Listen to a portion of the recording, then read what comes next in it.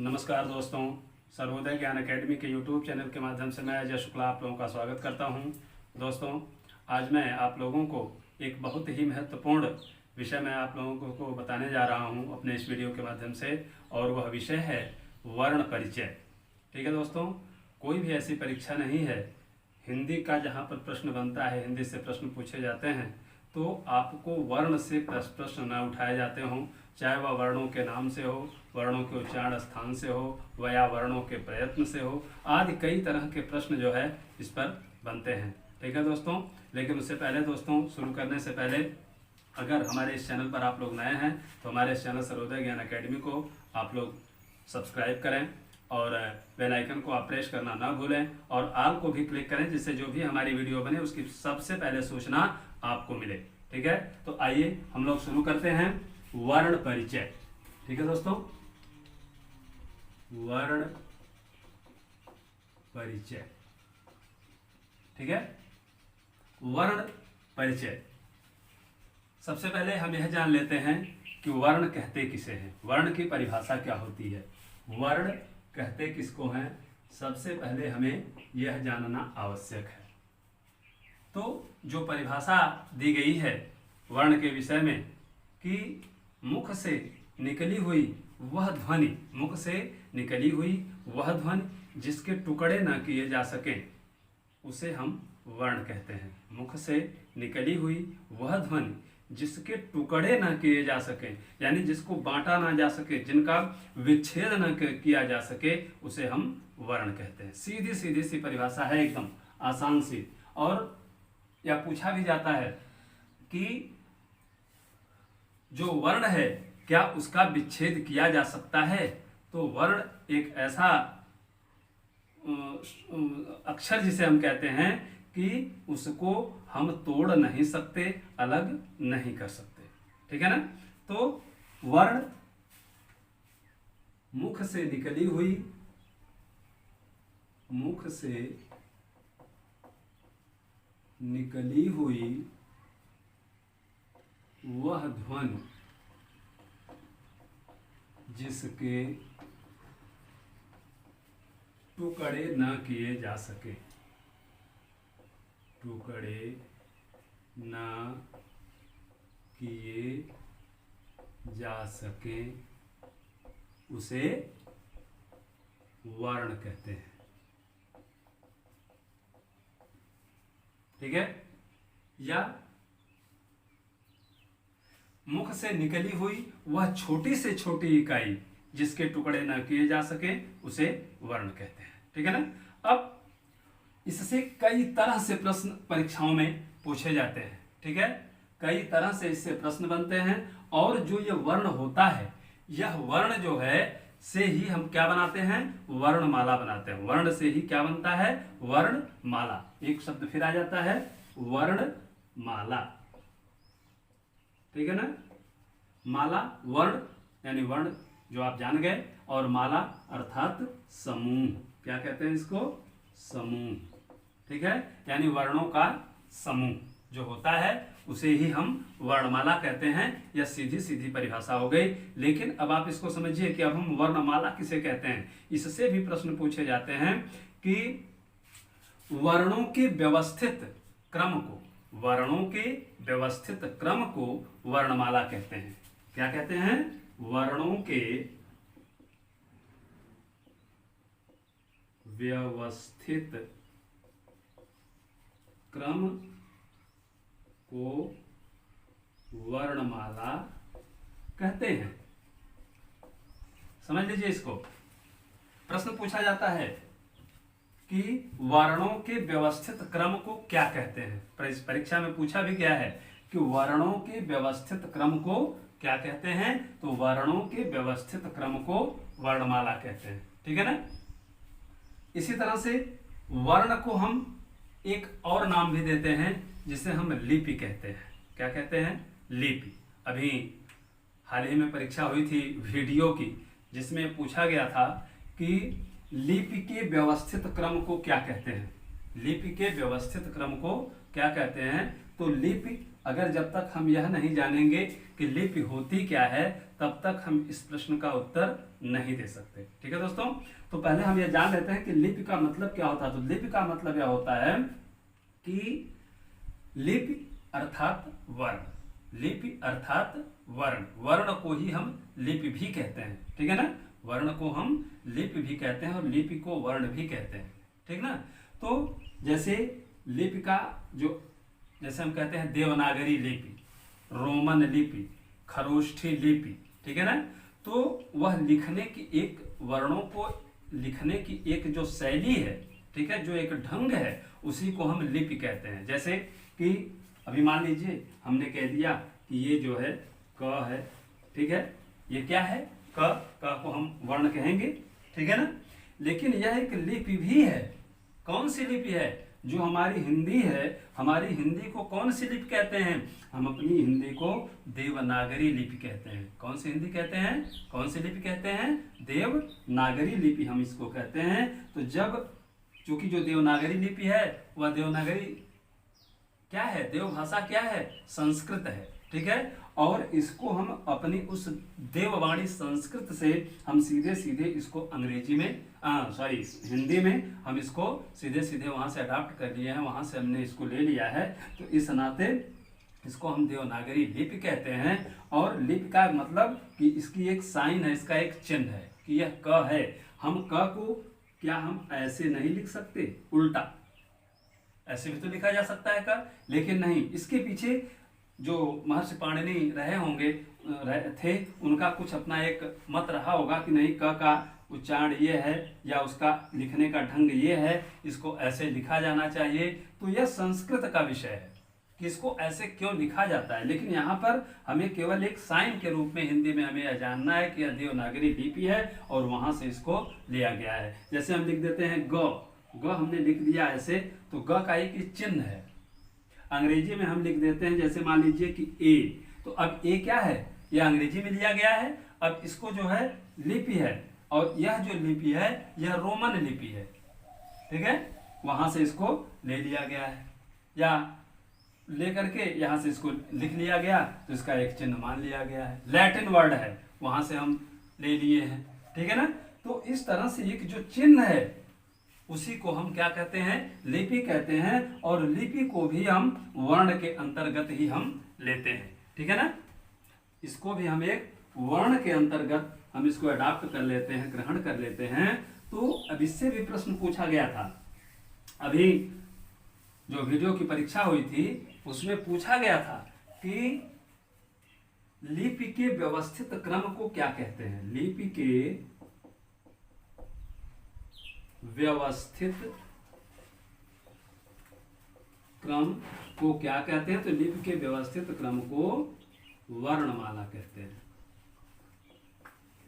वर्णमाला कहते हैं। ठीक है ना, लिपि के व्यवस्थित क्रम को वर्णमाला कहते हैं। ऐसे ही ध्वनि के व्यवस्थित क्रम को भी, ध्वनि के व्यवस्थित क्रम को वर्णमाला कहते हैं। ठीक है ना, ध्वनि के व्यवस्थित क्रम को वर्णमाला कहते हैं, लिपि के व्यवस्थित क्रम को वर्णमाला कहते हैं, और वर्ण के व्यवस्थित क्रम को वर्णमाला कहते हैं। जो लिपि वाला प्रश्न है ये पूछा गया था, तो इसमें काफी लोग समझ ही नहीं पाए। अगर कहीं वर्ण रहा होता तो शायद आसानी से लोग समझ जाते कि नहीं, जो वर्ण है वर्ण के व्यवस्थित क्रम को ही वर्णमाला कहा जाता है, आसानी से समझ में आ जाती। लेकिन इस चीज को लोग नहीं समझ पाए कि वर्ण, लिपि का जो व्यवस्थित क्रम है उसको क्या कहा जाता है। समुदाय कहा जाता है, समूह कहा जाता है, वर्ण कहा जाता है। ठीक है ना, वर्णमाला कहा जाता है। तो आपको वर्णमाला पर ही जाना है, इतना आप ध्यान दीजिएगा। चूंकि टेट वगैरह में चूंकि प्रश्नों का जो रूप है, स्वरूप है, धीरे धीरे अब बदलता जा रहा है। चूंकि परीक्षार्थी ज्यादा से ज्यादा होते जा रहे हैं, इसलिए चीज वही है, लेकिन उसको कुछ न कुछ ऐसा अंतर कर दे रहा है जो पेपर सेटर है कि परीक्षार्थी को उस चीज को, प्रश्न को समझने में दिक्कत हो रही है। तो इतना आप इसको जानते रहिए। ये 3 प्रश्न आपको यहाँ से बन रहे हैं केवल वर्ण और वर्णमाला से। ठीक है ना, तो इतनी चीज आप लोग समझ गए होंगे कि वर्ण किसे कहते हैं और वर्णमाला किसे कहते हैं, वर्ण की परिभाषा क्या है, वर्णमाला से जो प्रश्न बनते हैं इसको आप लोग आसानी से अब समझ गए होंगे। अब मैं आपसे चर्चा करूंगा कि जो वर्ण हैं, एक चीज और मैं आपको बता दूं, अब जो है वर्ण हो गया, वर्णमाला हो गया, अब वर्ण के भेद या वर्णों के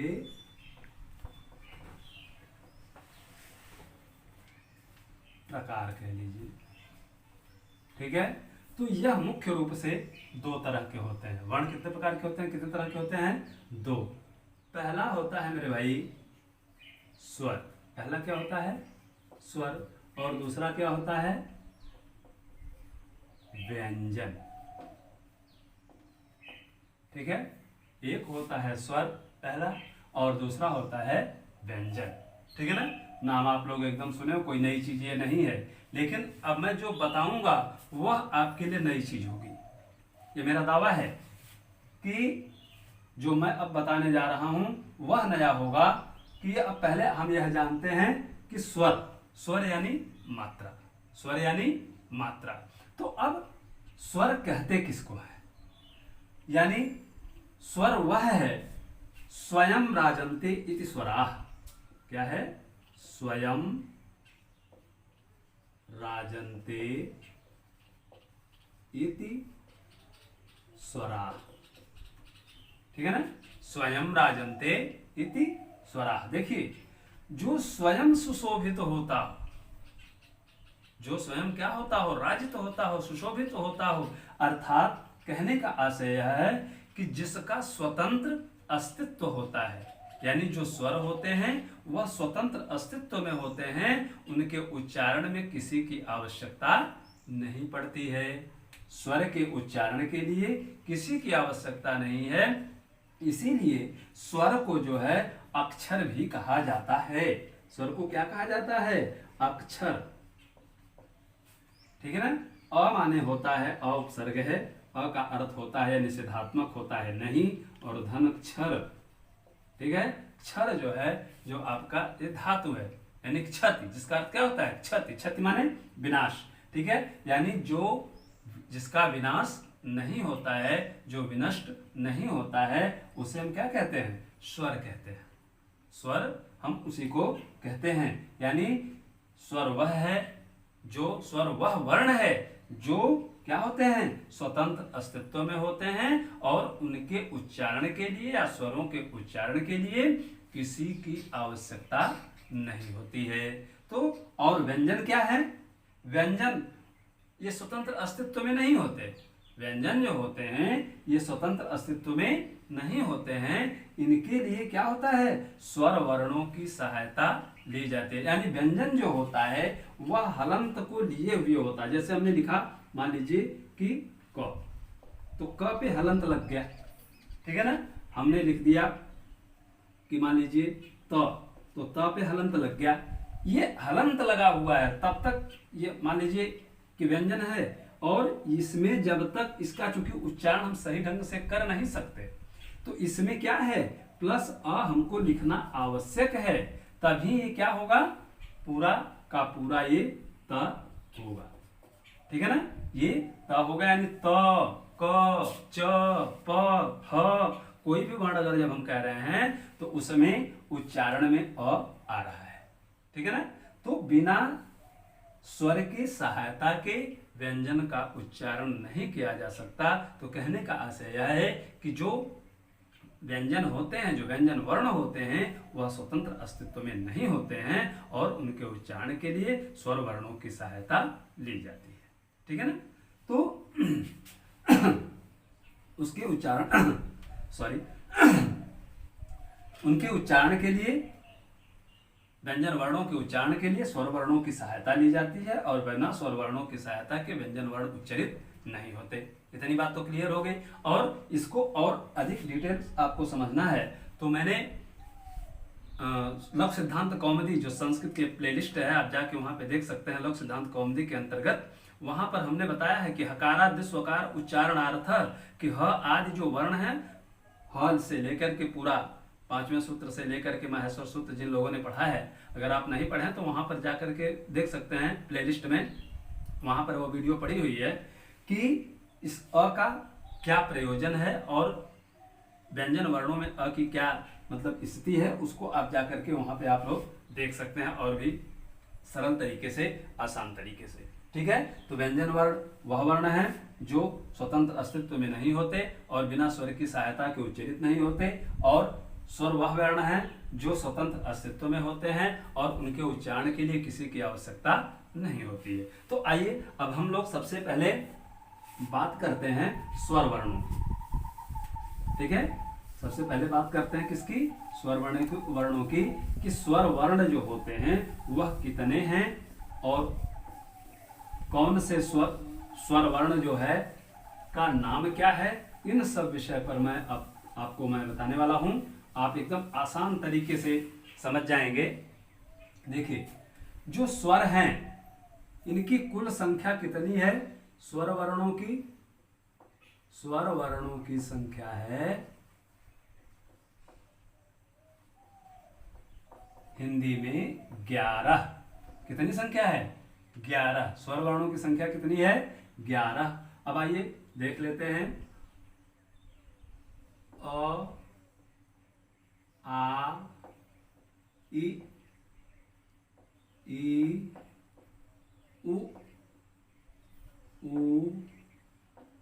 री, ए, ऐ, दो नीचे लिख देते हैं, ओ और आओ। ठीक है, आप लोग देख सकते हैं अ, आ, ई, उ, री, ए, ऐ, ओ, औ, और ये 11 सब मिला करके हो गए। ठीक है ना। अब इसमें देखिए, मैंने वहां पर भी बताया है ह्रस्व दीर्घ और प्लुत की बात की जाती है, तो प्लुत का तो कोई यहाँ पर प्रश्न नहीं है। आप यहाँ पर ह्रस्व और दीर्घ देखिए। ह्रस्व वर्ण पहले अ, छोटी ई, छोटा उ और री। कौन कौन से वर्ण,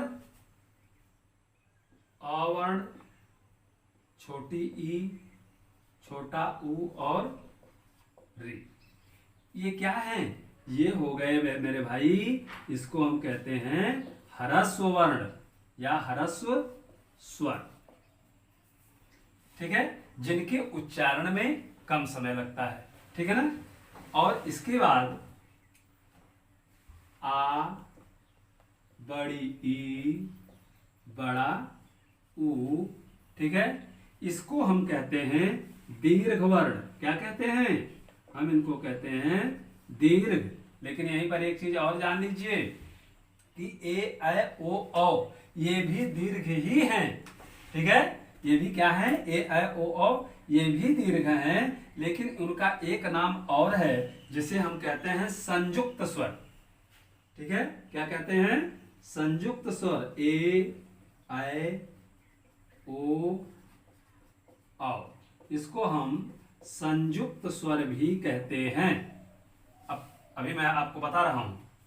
देखिए, अब सारे के सारे स्वर हो गए। ठीक है ना।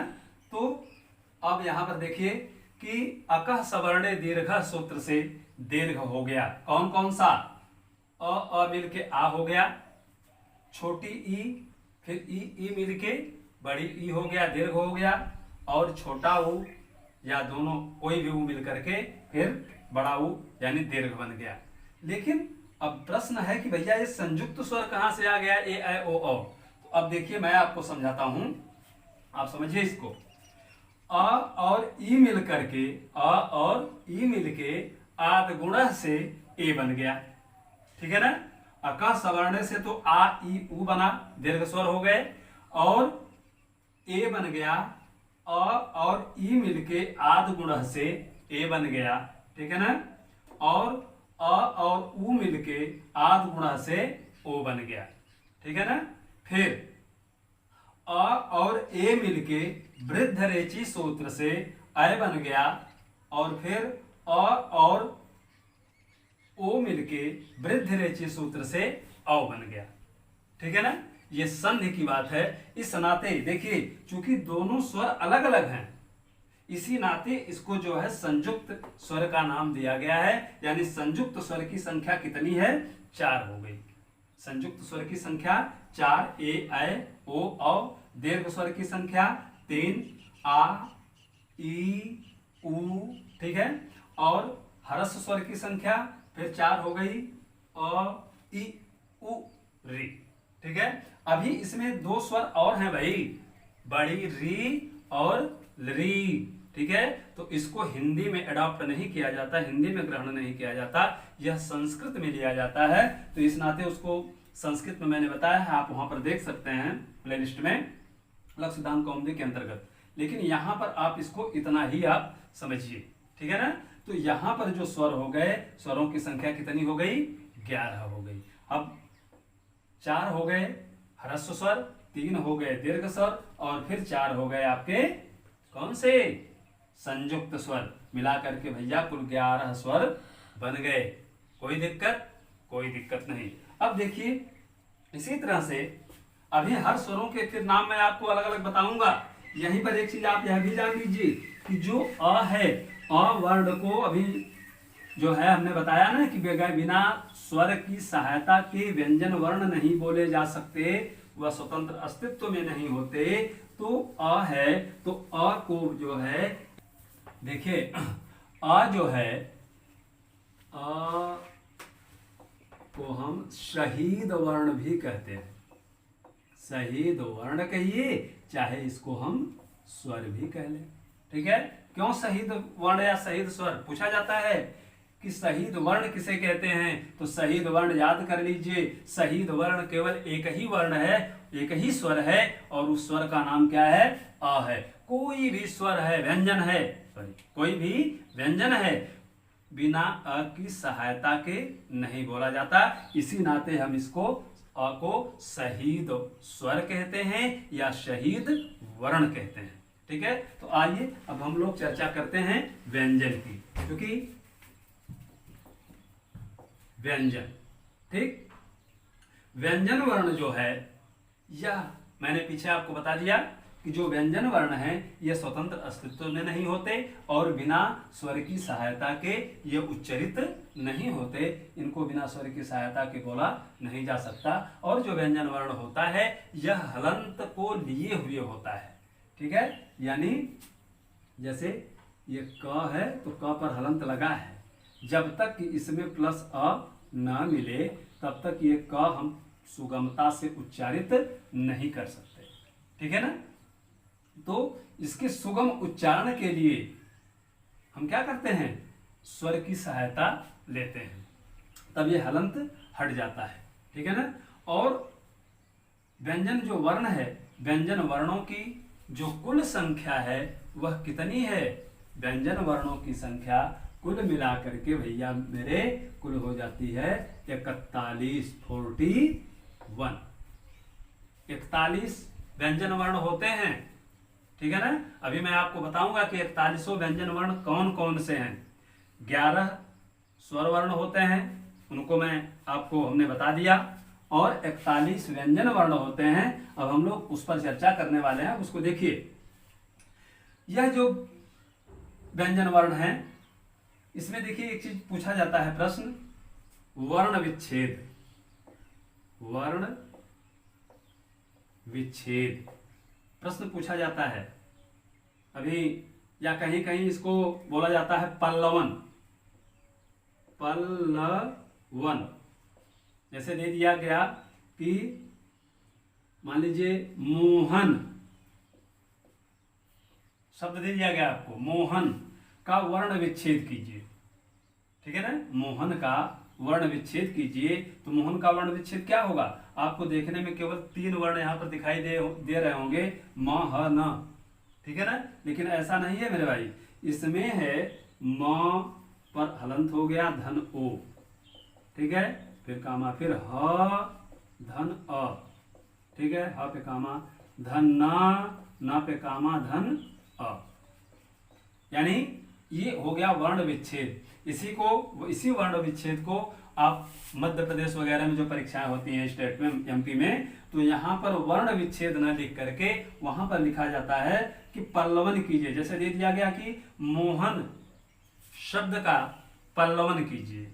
ठीक, हमारे यहाँ यूपी में मोहन शब्द का वर्ण विच्छेद, नया शब्द आपको लग रहा होगा। संधि विच्छेद हमने सुना है, समास विग्रह सुना है, वर्ण विच्छेद, पल्लवन ये क्या है? तो ये आप बिल्कुल आपको नया तो लग रहा होगा, लेकिन आप जानिए कि प्रश्न की जो क्राइटेरिया है उसका जो क्षेत्र बढ़ता जा रहा है, तो ये पल्लवन जो है, पल्लवन का तात्पर्य वर्ण विच्छेद है। यानी जो वर्ण है उसमें कौन कौन से, जैसे पार्जिंग होती है, आप लोगों ने पढ़ा होगा, पार्जिंग पद विच्छेद, ठीक है ना, पद व्याख्या, उसी तरह से ये वर्ण विच्छेद है, वर्ण व्याख्या है। ठीक ना, तो आप इस चीज को जानिए तो आप इसको समझ गए होंगे। अब देखिए, अब आइए हम लोग चलते हैं किस पे, वर्ण व्यंजन पे। व्यंजन पर चर्चा हो रही थी, अब मैं आपको व्यंजन बता रहा हूं कि व्यंजन कौन कौन से हैं। तो क से लेकर के म तक, देखिए बहुत आसान तरीके से सूत्र है इसका। कादयो मावसाना स्पर्शा, वो संस्कृत में दिया जाता है कि कादयो मावसाना स्पर्शा, यानी क से लेकर के, क ख मैं लिख नहीं रहा हूं, आप लोग इतना तो जानते ही हैं, क से लेकर म तक, क से म तक, ठीक है। इसको हम क्या कहते हैं, स्पर्श व्यंजन कहते हैं भाई। क्या कहते हैं, स्पर्श व्यंजन, क से लेके म तक। फिर इसके बाद य र ल व, इसको हम कहते हैं भाई मेरे अंतस्थ व्यंजन, अंतस्थ व्यंजन। फिर है श ह स ह, इसको हम कहते हैं भैया मेरे ऊष्म व्यंजन, ठीक है ना। और फिर ये तो इतने हो गए, यानी वर्ण कितने, व्यंजन कितने हो गए, ये स्पर्श व्यंजन क से लेके म तक कुल हो गए, इनकी संख्या हो गई 25, ठीक। और अंतस्थ व्यंजन य र ल व, इनकी संख्या है 4, ठीक है, अंतस्थ व्यंजन। और फिर श ख स ह 4, जिसको कहते हैं ऊष्म व्यंजन। स्पर्श व्यंजन नाम क्यों दिया गया, स्पर्श व्यंजन नाम दिया गया कि जिह्वा जो है मुख के किसी न किसी भाग को जा करके स्पर्श करती है, चाहे वह तालू को स्पर्श कर रही हो, दांत को स्पर्श कर रही हो, तो इसी नाते जो है इसको स्पर्श व्यंजन का नाम दिया गया। अंतस्थ व्यंजन, अंतस्थ ऊष्मा जो है, कुछ वायु हम अंदर, कुछ हल्का सा अंदर लेते हैं और फिर बाहर छोड़ते हैं। जैसे हम कहते हैं य र, ठीक है, बहुत तेज हवा बाहर नहीं निकल रही, हल्की सी हवा बाहर निकल रही है, लेकिन कुछ वायु को हम अंदर ले रहे हैं, तो इस नाते अंतस्थ व्यंजन इसको कहा जाता है, ठीक। और जो ऊष्म व्यंजन है, ऊष्म व्यंजन के लिए जो है इसको उच्चारण करते समय ज्यादा ऊष्मा बाहर निकलती है, ठीक है। जैसे श ख श ह कह रहे हैं ना, तो कहने में ऊष्मा जो है ज्यादा, वायु जो है ज्यादा बाहर निकल रही है, इस नाते हम इसको ऊष्म व्यंजन कहते हैं, ठीक है ना। अब देखिए, फिर यहीं पर अब समझ लीजिए कि इनकी संख्या कितनी हो गई, कुल 25 स्पर्श व्यंजन, 4 अंतस्थ व्यंजन और 4 ऊष्म व्यंजन, संख्या हो गई कुल 33। 25 4 29 और 29 4 33। अभी तो भैया 41 हुआ नहीं। अब इसको देखिए, मैं स्पष्ट कर दे रहा हूं यहाँ पे भैया, इसमें फिर हो जाते हैं संयुक्त व्यंजन। कौन कौन, छ त्र ज्ञ स्र और द्य, जिसको हम कहते हैं संयुक्त वर्ण, संयुक्त व्यंजन। 5, इनकी संख्या कितनी है, 5 है। छ त्र ज्ञ श्रवण कुमार वाला श्र और विद्या वाला द्य। ठीक है, इसका नाम संयुक्त व्यंजन क्यों है? तो अब देखिए, अभी मैं इस पर चर्चा कर रहा हूं कि इसका नाम संयुक्त इसलिए है भैया क्योंकि यह 2 या 3 वर्णों की को मिला करके तब इसका निर्माण किया गया है, तब ये जो है संयुक्त व्यंजन कहे जाते हैं। ठीक है, मैं इसको इरेज कर देता हूं। अब मैं इस पर चर्चा कर रहा हूं, आपको देखिए एकदम बिल्कुल आसानी से आप समझ जाएंगे कि इसको हम संयुक्त व्यंजन क्यों कहते हैं। यहीं पर मैं स्पष्ट करते हम चल रहे हैं। देखिए, संयुक्त व्यंजन पहले हम छतरी वाला छ देखते हैं, यानी क हलंत लगा हुआ, धन खटकोण वाला शय जो पेट फरौआ सा जिसको हम लोग बचपन में पढ़ते थे, और धन अ मिल के क्या बन गया? छ। इसीलिए इसका जो उच्चारण है, बहुत से लोग जैसे लिखना है कक्षा, इसका उच्चारण करते समय छतरी वाले छ का क मिला हुआ होना चाहिए। ठीक है ना, और फिर छतरी वाला छ हो गया, फिर त्र, तो हलंत धन र, हलंत धन अ। ठीक है, इससे मिलके बन गया भैया आपका त्र। और फिर ज्ञा है जयोर ज्ञा, ज हलंत धन इय हलंत धन अ। ठीक है, तो बन गया जयोर ज्ञा सूत्र से ज्ञा बन गया। ठीक है ना, ज और इया। बहुत से लोग कहते हैं कि ग आधा और य मिलके ज्ञा बनता है, नहीं, कदापि नहीं, ज और इया मिलके बनता है, क्योंकि सूत्र है इसका जयोर ज्ञा। ठीक है ना, ज और इया मिलके ज्ञा बनता है, और अ मिलके अ तो मिला ही रहेगा। तो ये तो 3 हो गए। अब इसको देखिए, फिर इसके बाद श्रवण कुमार वाला स्रा देख लेते हैं। तो श्रवण कुमार वाला जो स्रा है, इसमें बड़ा वाला श हलंत धन र धन अ बन गया स्र। और फिर विद्या वाला द्य भी हम लोग देख लेते हैं।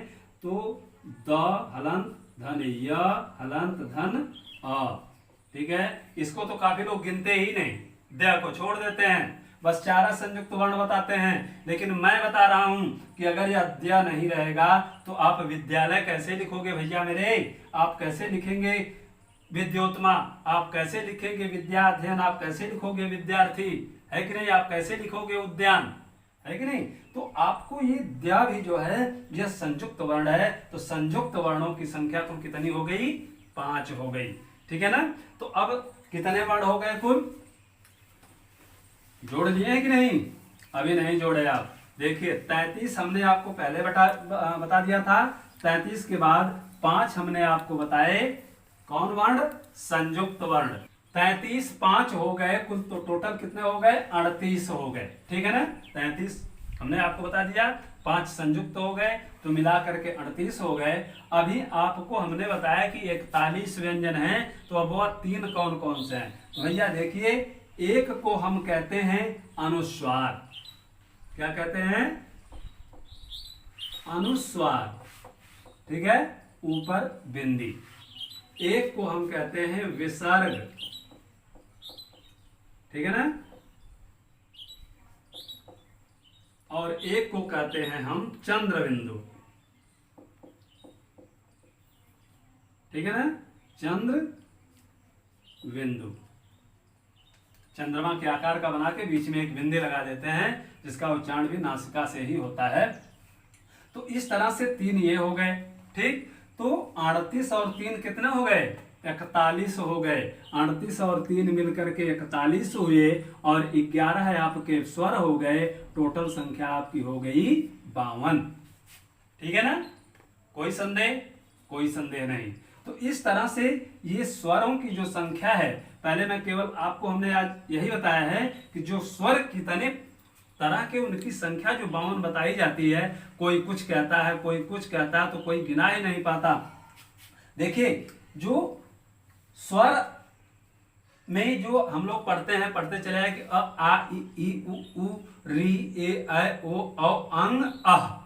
अंग अह भी पढ़ते हैं, तो हम अंग अह को स्वर के अंतर्गत पढ़ते हैं भैया। लेकिन ये जो है, ये स्वर जो है नहीं है, इनका एक नाम है। नाम भी मैं अभी आपको बता दूं कि इनका जो नाम है, इसको हम कहते हैं अयोगवाह। क्या कहते हैं? अयोगवाह। अंग अह, अंग अह का नाम क्या है? अयोगवाह कहा जाता है। ये यानी अ के योग से जिनका वहन हो, अ माने नहीं, जो निषेधात्मक उपसर्ग है वहां पर आप ना जाइएगा। यहां पर अ के योग की बात है। देखिए, जब अंग अह लिखा गया, अ आ इ ई पढ़ते गए, तो आप स्वर के अंतर्गत कहीं देखे आप कहीं अ है? नहीं है। लेकिन जब हम अंग और अ पर जब हम पहुंचते हैं, तो बिना अ की सहायता से अंग का उच्चारण नहीं हुआ और बिना अ की सहायता से अह का उच्चारण नहीं हुआ। तो अंग को जो है, इन दोनों को हम अयोगवाह कहते हैं। ठीक है, यानी कि जिनका वहन अ के योग से हो। ठीक, तो इसको यहां पर स्वर के साथ लिखा तो गया है, लिखने का कारण है कि अ का योग है। ठीक, अ का योग है, लेकिन इनकी जो गणना है यह व्यंजन में की जाती है। कहाँ की जाती है? व्यंजन वर्ण में की जाती है। और एक चीज बता दूं कि अयोगवाह को हम नपुंसक वर्ण भी कहते हैं। क्या कहते हैं? नपुंसक वर्ण भी कहते हैं हम इसको, अयोगवाह को। अयोगवाह को हम नपुंसक वर्ण भी कहते हैं। तो आप ये जान लीजिए कि आज आपको मैंने बताया वर्णों के विषय में। स्वर वर्ण की परिभाषा क्या है, वर्णमाला क्या है, स्वर क्या है, व्यंजन क्या है, इस विषय पर मैंने आपसे चर्चा की दोस्तों। और अब मैं एक एक वर्ण के विषय में मैं बताऊंगा कि उनका मूल स्वरूप क्या है, स्पर्श व्यंजन कौन कौन से हैं, मूल स्पर्श व्यंजन कौन कौन से हैं, ठीक है, अंतस्थ उनके उच्चारण स्थान कौन कौन से, इन सब विषय पर मैं फिर चर्चा करूंगा नेक्स्ट वीडियो में। ठीक है, तो आप लोग इसको पढ़िए, देखिए, और हमारे इस वीडियो को आप सब्सक्राइब कीजिए, बेल आइकन को आप दबाइए और ऑल को क्लिक कीजिए, और हमारे इस वीडियो को लाइक शेयर और कमेंट जरूर कीजिए और ज़्यादा से ज़्यादा लोगों तक पहुंचाइए, ताकि ज़्यादा से ज़्यादा लोग इससे लाभान्वित हो सकें। धन्यवाद।